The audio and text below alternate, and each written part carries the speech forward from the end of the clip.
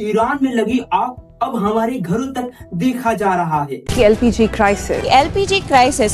crisis is now hitting restaurants and hotels across the country, and the impact is already being felt in kitchens, eateries, and even transport systems. 3 दिन से try कर रहा हूँ, cylinder book नहीं हो पा रहा है।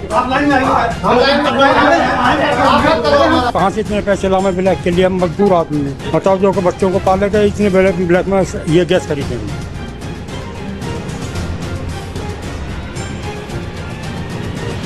तो आज हम समझेंगे इस वीडियो में पूरी सच्चाई, क्या एलपीजी की शॉर्टेज है।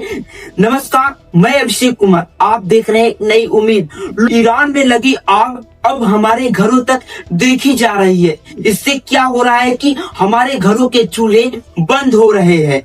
जैसे बंबई में 20% होटल और रेस्टोरेंट पूरी तरीके से बंद हो चुके हैं और कुछ लोगों का मानना है कि ये अगले 2 दिन में 50% बढ़ सकते हैं। चेन्नई में 10,000 रेस्टोरेंट बंद होने के कगार पर आ गए हैं और बेंगलुरु में कमर्शियल एलपीजी पूरी तरीके से बंद हो चुका है। यहाँ तक कि बिहार, उत्तर प्रदेश में रात भर लाइन एजेंसी के बाहर लगी पड़ी है, फिर भी सिलेंडर नहीं मिल रहा है। और दिल्ली में इसका ब्लैक मार्केट चल रहा है। 910 का सिलेंडर 2,2500 रुपए में बेचा जा रहा है। और यहाँ तक कि पुणे में जो गैस एलपीजी का स्टोर होता है वे भी बंद हो चुका है। और इंडियन रेलवे की जो कैंटीन की सुविधा थी वे भी बंद हो चुकी है। और ये सब सिर्फ 1 हफ्ते में हुआ है, सिर्फ 1 हफ्ते में। और ये सब छोड़ो, हमारे घर पे इस समय एलपीजी की कमी इसलिए नहीं हुई कि हमें सर की टेक्नोलॉजी याद आ गई कि बर्तन को उल्टा करके उसमें छेद करके एक पाइप डाल दी और जो गटर से गैस निकलता था वो पाइपलाइन से उसके अपने चाय के ठेले में ले लिया। गवर्नमेंट ने सोशल कॉमोडिटीज एक्ट लागू कर दिया है। यह वही एक्ट है तब लगता है जब देश में फेमिन वार या नेशनल इमरजेंसी कर दी जाए। Act petrol, diesel, LPG, natural gas पर भी लागू होता है। एलपीजी सिलेंडर की रिफिल बुकिंग 21 दिन से बढ़कर 25 दिन कर दी गई है। और ये सब हो रहा है ईरान की स्टेट ऑफ हॉर्मुज को बंद करने की वजह से। जिस देश में 62% एलपीजी बाहर से मंगाता है और ये मेजॉरिटी हिस्सा यही है।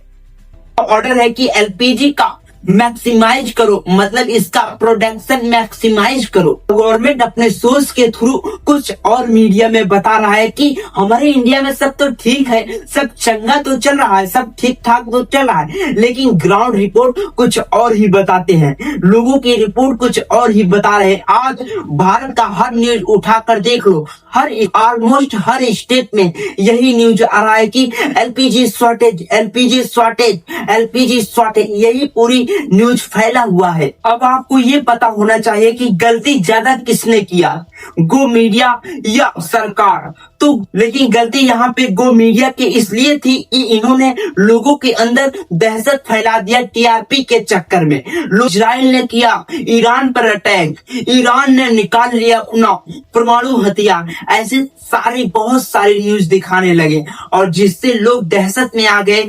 चाहे इंडिया के हो, चाहे पाकिस्तान के हो या और भी कंट्री के लोग सोचे कि अब तो तेल या डीजल पेट्रोल महंगे हो सकते हैं। इसी मान लो बिस्लेरी का बोतल 10 बिकता है, अगर किसी मंथ में 50 हो गया तो जो सिस्टम बना रहता है ये पूरी तरीके से बिगड़ सकता है ना। उसी प्रकार एलपीजी गैस के साथ हुआ है। डर गए लोगों ने, सोचा कि अगर युद्ध ज्यादा दिन तक चलता है तो स्टेट ऑफ हार्मोन्स को बंद कर दिया जाएगा, जिससे इंडिया में पेट्रोल, गैस या हर चीज का शॉर्टेज हो सकता है, जिससे कमी हो सकती है। तो लोगों ने अपनी पानी की टंकी में डीजल भरवाने लगे, टंकी फुल कराने लगे, गाड़ी की हर चीज करने लगे, लेकिन किसी को एलपीजी पर ध्यान ही नहीं गया और इसी में बढ़ जाता है इसका डिमांड।